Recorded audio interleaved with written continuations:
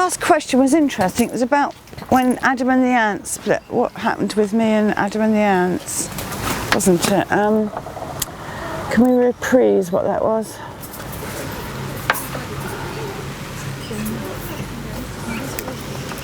Yeah, what was the question? Oh, it was, yeah, you said when... Yeah, I don't know, sort of how... Yeah, Adam, how did it all... go with him? Yeah, oh yeah, because I went... Yeah.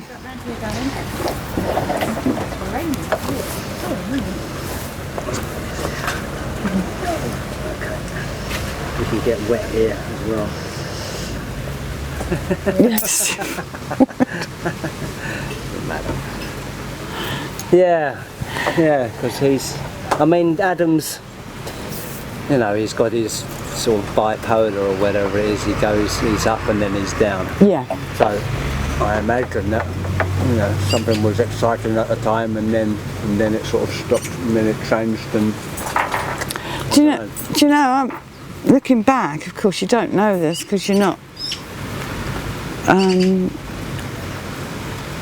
proficient in psychiatric disorders, but probably I'm sure he always was bipolar. right. He's quite seriously bipolar. Mm-hmm.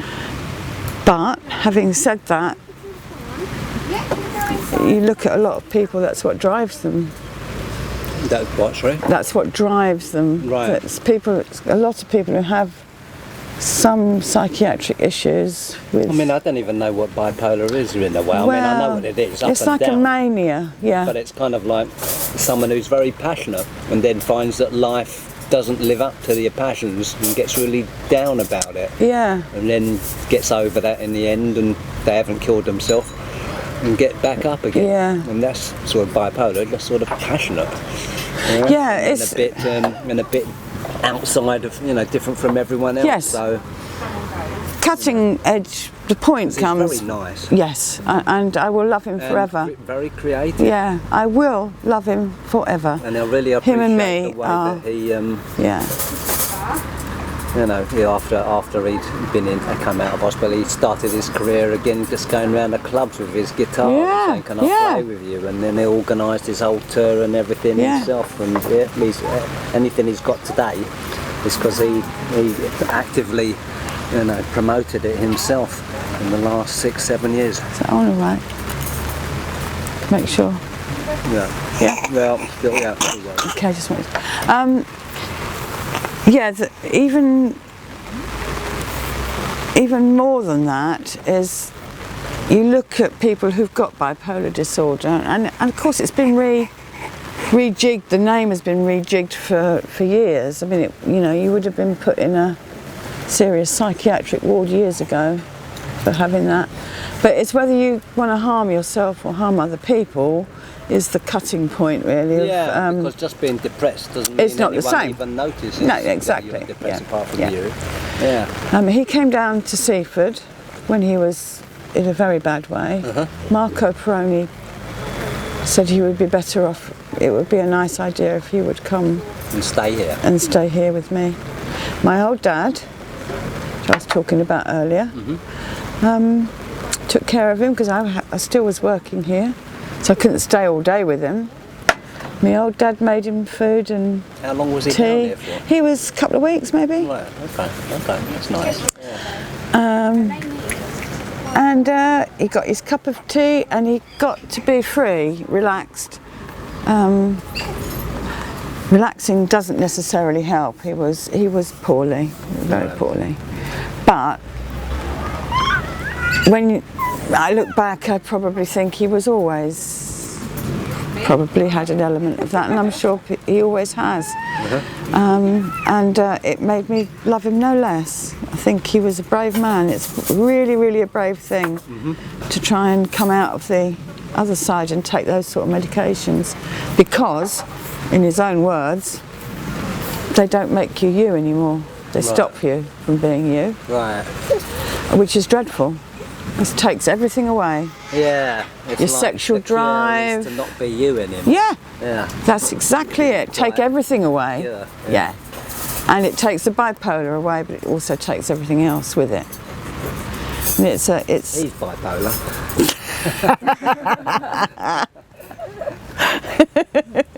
He's smiling and then he's crying. Yeah, yeah. Well, maybe all babies are bipolar. Yeah. But yeah, the thing was, and I think it's no shock to him for me to say that I didn't really like that whole Prince Charming thing. And I had a different. Prince Charming thing. You mean all the songs he did? All those, all of that whole. Sort of attractive highwayman. Rebel highwayman. Yeah. I had a different vision in my head of him becoming more of a rebellious type. Right. Hardcore. If you look at those early pictures of Adam wearing, leather masks, and when he was on stage with me with that dark black eye makeup and we're singing together, that all is so inspirational and hard and that's how I wanted him to go. He probably wouldn't have made so much money. He wouldn't. He no. Very successful. I totally agree with you there. I totally agree. I just, but you don't know that. Yeah. Because that child market is a little bit limited. Let's just say. You've got a young audience. They grow up, and it's far better to have a fan base that's sort of in the middle, I would say, not just children, not just youngsters. Well, that was a fad, really. You see, it's not that now. Now it's now they're all adults who were children at the time. Yeah. Or else the original sort of punk people. Well, I went to see him in Dirk Wears White Socks at the Concord in Brighton. Right. And I was blown away by it. Right. And How long ago was that? That was last year. Right. And I'm his toughest critic, and he knows that, I think, because we go, we understand each other. And I thought it was great. And then again, I went to see him Kings of the Wild Frontier, which was very close to my heart. Worked, with him on it, right, a lot. And I loved that. I thought it was more powerful even than the original. And that takes some doing. What was the Kings of the Wild Frontier songs? I mean, I think of it as Prince Charming. No. I don't know. I'm not completely. No, it was Killers in the Home. Right. King. This is before, is it, or after? This is the album. Right. Is truly one of the great albums, I think. Was that before? Where? It's before Prince Charming. Right. Okay. Okay. Yeah. I saw him play at the. We went to see him play at the Hammersmith. Ants Invasion. Yeah. Right. Yeah, he buys quite a few of my clothes actually. Does he? Yeah. He's nice. Do you know what? He's the best bloke for skincare. He would always give me some wonderful skincare tips. Right, okay. And that's great for a man, I think, don't you? Yeah, especially someone who drank flower water to make in the hospital make out that he was iller than he was. Yeah. My brother went to see him and really? Sectioned, and he was drinking the flower water to make him throw himself sick. I don't know, to act up. Anyway. But they do say, and there's a lot of eminent psychologists and psychiatrists say that there's symptoms like list making. He always is a list maker. He makes makes things organised. Okay. There's lots of things that actually not individually but collectively make. Still, if you're a one-man show, you need to, and you're going to be do a lot of, I don't know, if you're ambitious and you've got to, you're managing yourself, you need to write lists, don't you? Yeah, I love him to bits and I always will. There's something about us that are just, were meant to be, like me going to the shop that day. Right. It's, you're lucky really when you meet some people that you feel so in touch with. So anyway, okay, this this year is going to be the 40th anniversary since Anarchy in the UK was released this November. My brother Joe is going to is revolted by the idea that it's accepted by the establishment now. Okay, I knew you were going to bring this up. He's going to do his Burn Punk London, which I don't know. I don't know how that's going to pan out, but I know that what would be interesting is some sort of similar punk movement that happened now. I mean, obviously, punk was a political thing. It was to shock people out of their sort of safe and secure, but limited and racist and ignorant ways in the 40 years ago. Yeah. And people have still got those problems these days. They're slightly different, but they need to be shocked out of them. But you have been doing, you've been quite in demand for, you've been giving talks and whatever about your times then. How have those been going? They've been going really well. I've been very, for want of a better word, deeply touched by the love and affection that people have given towards me and everything of those times. Some people who lived through it, some who haven't, and they were too young. Some people who said it changed. To the people who were too young, I suppose, it's like something famous that happened on TV before. I mean, they would know. Well, they see it as something that changed their lives. Yeah. In a really profound way. I actually truthfully have been brought to tears by some messages and things that people have said to me, and they're truly from the heart. Yeah. And if you think you can have made somebody feel more free, more happy, more at peace with themselves and more supported, then I think great, because it's changed what they might have been to something that they're happy with. Something that you weren't quite aware of at the time. People aren't quite aware of at the time. No, you're right, nice Ben. to know afterwards that you really, that your small things have actually been really, helped other people. And I'm part of the flux of life.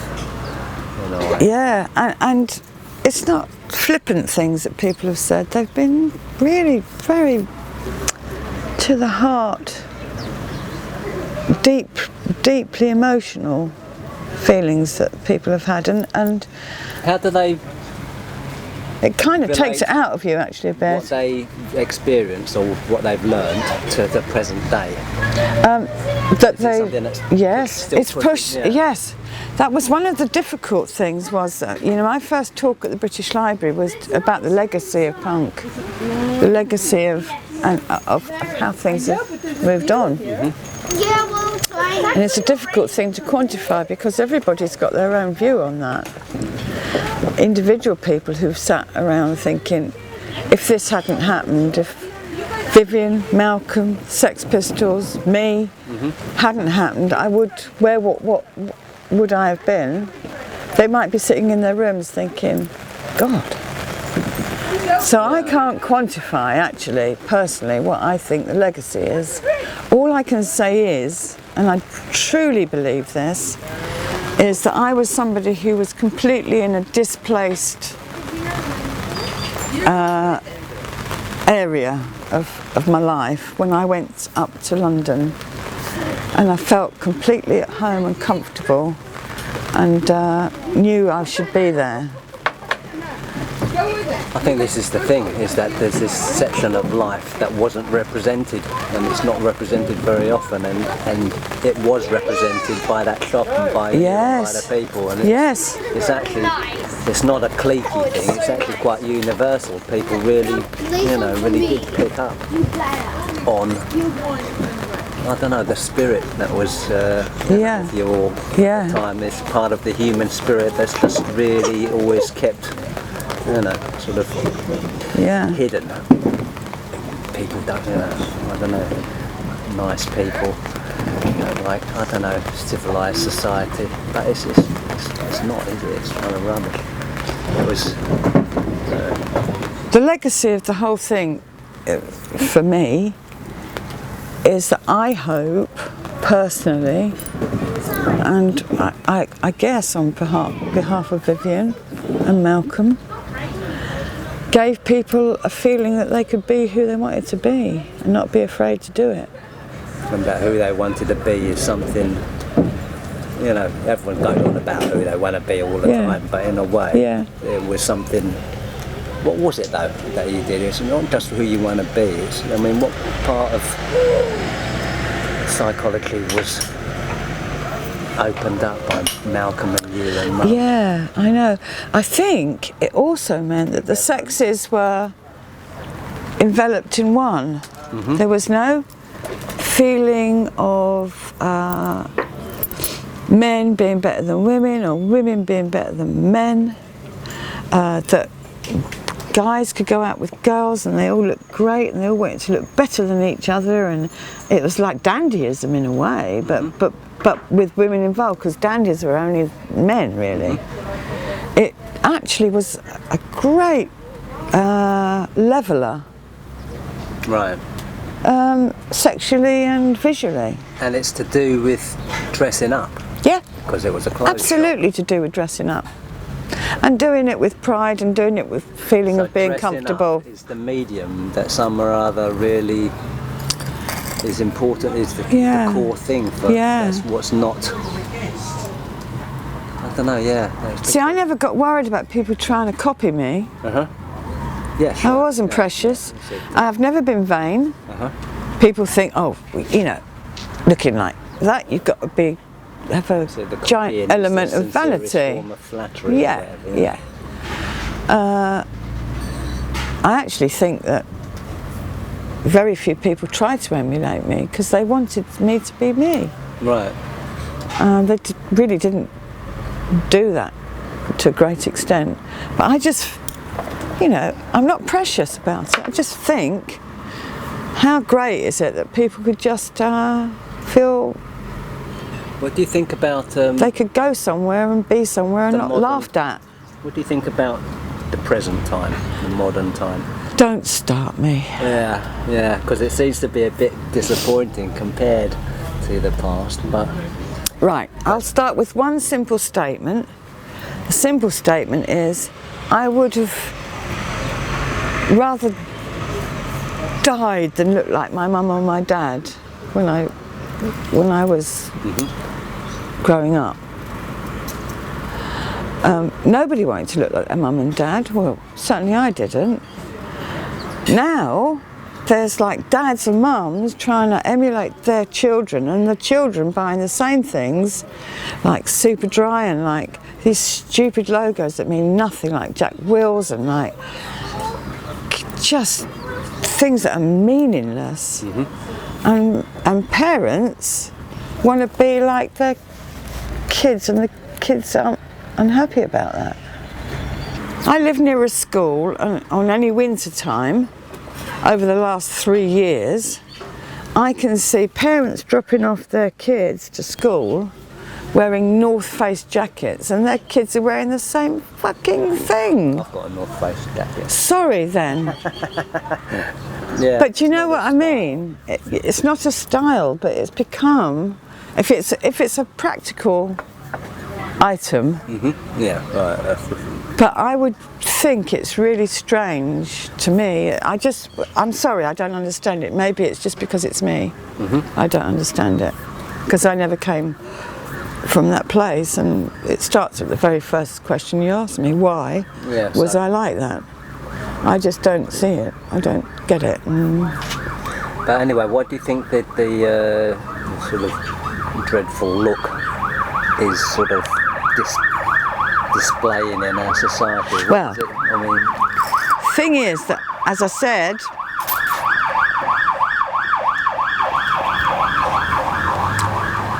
I think punk, that era of the 70s, very short time, actually stopped people from judging people, being judgmental about people. I hope so anyway, because if you don't want people to judge you the way you look, you shouldn't judge other people. I have just made a judgment on brand names that mean nothing. I feel kind of wrong about it, but it's something I had to say.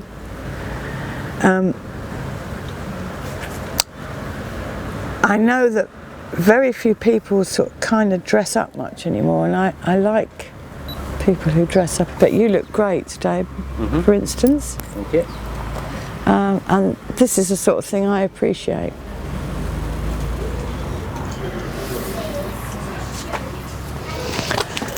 Because I went to Milan recently and I just was amazed how everybody just got dressed up for the night to go out. Yeah. And I think kind of, I mean, I went to a party at the I don't do much socialising in London, rarely, but when I do it's because I want to. And I went to the Groucho Club and everybody looked so ordinary. I was really shocked. I mean, I was very shocked. There isn't a scene. There's not a scene. There hasn't been a scene for 12, well, since the millennium, I don't Has think. there not? No, I think the last scene was Nirvana and grunge, and then since then there's been, there hasn't been one. It's been, I mean, even I don't know, black culture was the sort of most fashionable recently, but that's just become sportswear. Yeah. Nike and what's new in. So, and you know, counterculture has become fashionable, so it's not counterculture anymore. Yeah, see what you mean. There are people that, I mean, I suppose, I don't know, there are people who dress up, but there is no scene. There's no scene for people at the moment. Yeah. Wear a suit, that's the scene. My view of things is how you feel within yourself, and if you wear something comfortably, you are actually stylish because it shows that you're wearing it in a comfortable manner. Right. I mean, a lot of people have said about me, I was brave, which is wrong. Never been brave about that. Right. It's not a bravery thing at all. Yeah, right. No, it doesn't even come into it. It's a feeling of being comfortable within your own skin. Comfortable. Which is why you should embrace everyone that actually feels comfortable within their own skin. If they're making some sort of feeling about themselves or showing that they have got some style. Style and fashion is a very difficult thing to contemplate. They're not always synonymous. Right, yeah. Sure. Yeah, no, I don't, I mean, No, in fact, they're often not synonymous. I always say that I don't consider my mum as a fashion designer. Really? Because she's not anything to do with following a trend. No. Or, do you know what I really love? I have, something. I have to say this, and I really truly believe that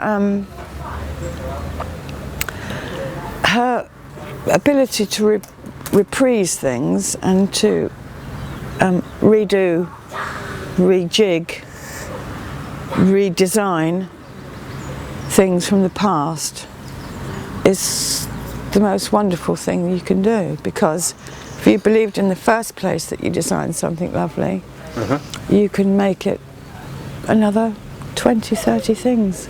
Right.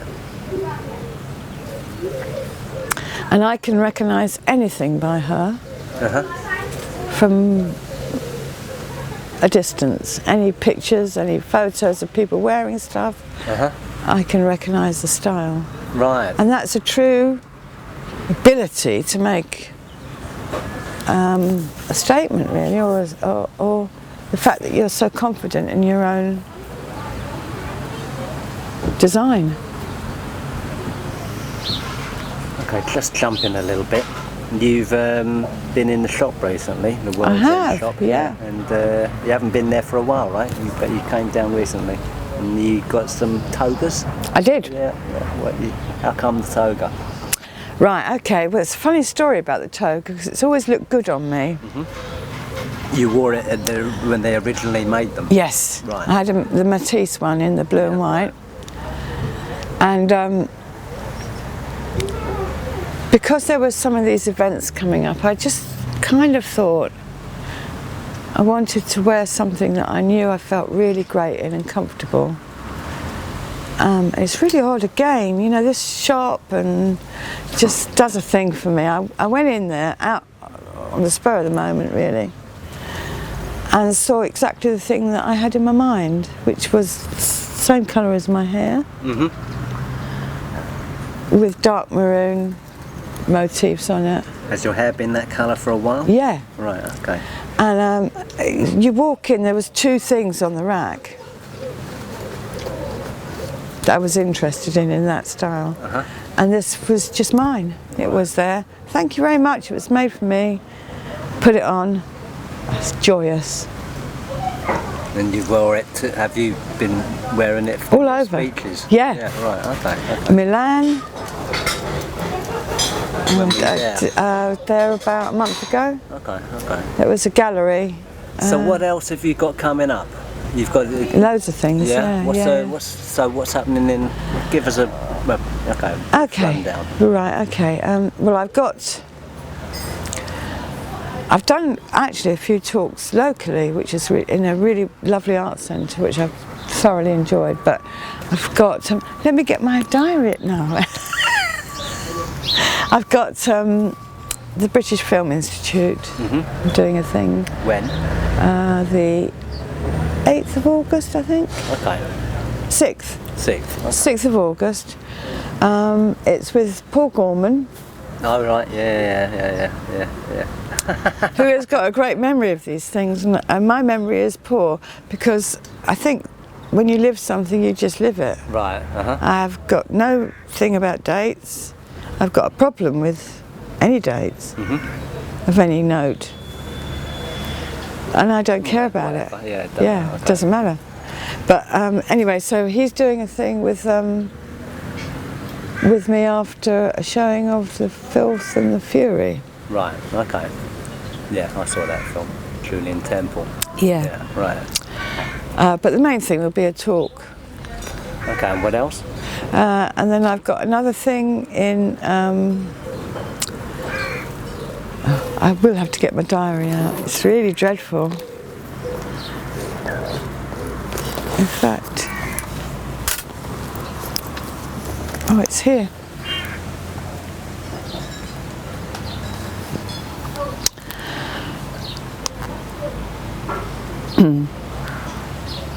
Sorry for the pause. All right. Edit it out. Can edit it out. I've turned down a lot of things I just can't be doing with these sort of pseudo-punk. Right. Blackpool, you know, rebellion and all that. I don't know. Oh, it's really. Well, thank God I had a friend who told me, "Don't do it," and I went, "Thank you," and I looked at the pictures and knew I shouldn't do it. Okay, so.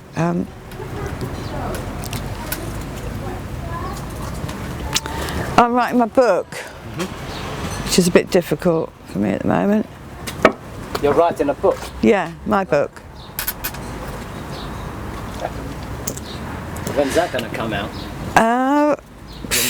Who bloody knows?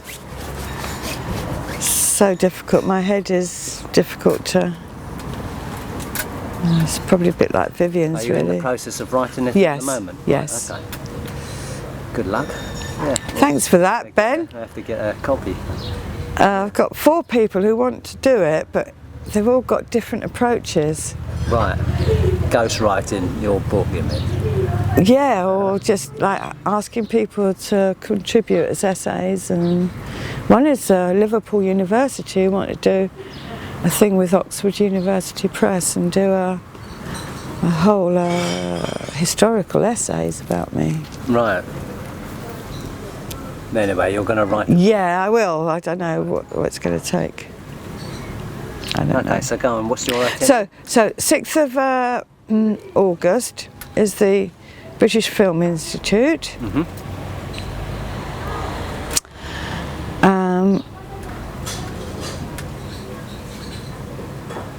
And then I've done, hold on, yeah, I'm doing a really, would be a quite interesting thing actually, in Hastings. Right. Which is, there's a new film, I think it's Phil Strongman's done a new film. Oh yeah. About Anarchy.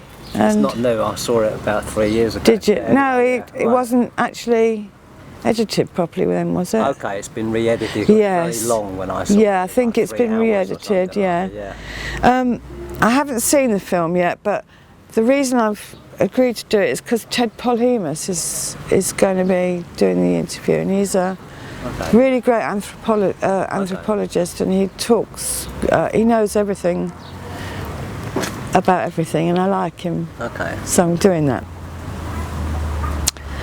Done the one in Milan, and then.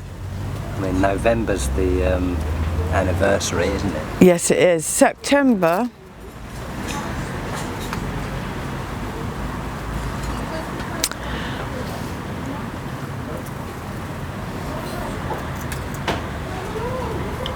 October. Yeah, I'm doing a thing with John Robb. Do you know him? No. Okay, he does a review called Louder Than War. And it's a musical review, but he's also an interviewer. He does a lot of interviews with people. He's good at it as well. Very knowledgeable again. That's going to be in Manchester. Okay. So you're doing that as well? Yeah, that'll be September, October. We've got to decide on the date. Okay. And anything after that? No. Not yet. Not yet. So what's Joe planning? I don't know. I mean, at the moment he's talking about burning his collection of punk memories. Yeah, I heard that. It's not so much. I mean, the burning is symbolic. What he really wants to happen is for a punk to reignite and do, and be a force politically again. That kind of, didn't quite get to, didn't quite get to originally. I'm glad you said that, because we were talking about political punk and politics, weren't we? Right. Earlier, and I probably didn't answer your question fully. But for me, politically, I mean, it wasn't a political thing, but it was how people treat themselves and their bodies and how they feel comfortable. That was my politics to it. It wasn't particularly. Wasn't right-wing or left no politics. No. But it was political in as much as in a democracy people have rights. Yes. They don't believe in this authority, and it was against authority. Yes. So I think that, and I think that's still the issue now. Yeah, I do. I agree with you. Is that still people are in charge of things, and they're still making a mess, the same old mess that they always did make. Yeah. And it's up for the people to realise that it's within their power to confront these people and to change it, really. And it's not easy, and it never was. It's life. Can be life and death, although it doesn't have to be that drastic. Yeah. But, and the way you dress and the way you act and the way you behave, you set an example. It's not so much a case of changing other people as being yourself, and that leads by example, and you can change. You can encourage other people, like you said, all the people that were said how much punk actually did mean to them and how much they were inspired. Is the lesson, it's the example, really. Just be yourself and don't follow. Don't be scared. Don't be scared. Yes. You've hit the nail on the head. It's don't be scared. Yeah. I've only got that authority because you're scared to take your own authority. Yeah. It goes back to people saying I was brave, but then again I wasn't scared. Being brave means that you've necessarily kind of got to be scared, really, doesn't it? Yeah. And people say over and over again to me, how you're so brave. But I wasn't scared. Yeah. But my school friends were very scared for me. Found that out latterly. I was a bit scared. I was a bit scared at the time. I used to be really, not scared, but I used to be, you know, I used to hate walking up the road with my mum. I didn't want her to come to my school or anything. You know? I love it. Like Oh, confrontation. that's so good. Like the confrontation. You know. But at the same time, a lot more interesting than all the other parents. Yeah, I bet. You know, so at this sort of paradox, sort of, you know. But I don't know what makes, I mean it was a question you asked, but I don't know what makes you scared or brave or feeling that you, and I don't know where it comes from. I did a lot of ballet. Yeah, right. I have a background of sports. I did things that probably weren't very feminine. Right. When I was at school, in primary school even, I wanted to win. Right. I wanted to win my sprints and silly little egg and spoon races, and then I wanted to win. I wanted to be a good sports person, and I worked really hard. I mean, sprinting and hurdling, which wasn't kind of girly. You know, there would be girls standing there looking like, you know, really very, very sort of seductive and with short little shorts on, and I wanted to just pound my blinking thighs down the. So you're just sort of physical. Physical, yeah. And then it went on to ballet. Very early on, 8 years old, I did ballet. Yeah, I remember you doing it in Jubilee. Yeah. In where? Jubilee. Yeah. In Jubilee. And I just, again, felt really empowered and comfortable and wanted to do my best at it. If you want to do something, just try and do it your best. You can. And I had a really big road accident. Not many people know that, but I had a huge road accident when I was 15. Someone else was driving? I was walking across the road and got hit by a car, head on. And I broke my pelvis in 3 places. It was a bad do. And even if I'd been good enough to go on in ballet, I probably wouldn't have been. Yeah, right. In truth, you know, you've got to fit these really very strict parameters to be a great ballet dancer. I was a good dancer. All the time. Well, yeah, I was up for it, and I was right height. But you never know if you're going to make the mark. So I'm not saying I would have been, because that's kind of being a bit boastful, but it did finish it. You had your sights on. Yeah. So I was carried on dancing, and I went right back to, had to learn to walk again. When was this? 1970. Right, yeah, right, after the accident. Yeah, and I went right back to baby class in ballet. to get my muscles and everything back again. And I did really well. Did competition ballet. Before I went up to the shop, I was... Best way to recover, anyway, is to exercise. Yeah. I think we better make a move. Yeah. Yeah.